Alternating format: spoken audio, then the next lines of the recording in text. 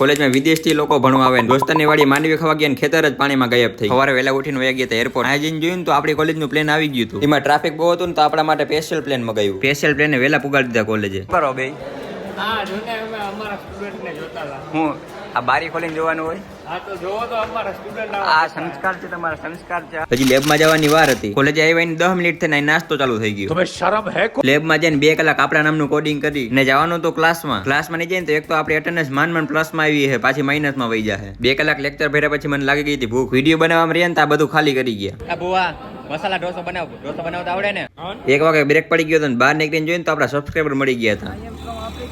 Africa से आए हो, क्या करने आए हो, क्यों नहीं मजा आया? यूनिवर्सिटी કોલેજથી ડાયરેક્ટ દોસ્તાર ભેગા નીકળી ગયા દોસ્તારની વાડીએ. ત્યાં જઈને લીલી માંડવી ખાવાની હતી. માંડવી ખાઈને પાછા ગોઠણ પાણીમાં નીકળી ગયા ધંધુહર જાય દોસ્તારની વાડીએ ચેકિંગ કરી થોડાક પોસ્ટરીને જોતા હતા એને દઈ અંધારું ના થાય ને એને પેલા નીકળી ગયા જુનાગઢ.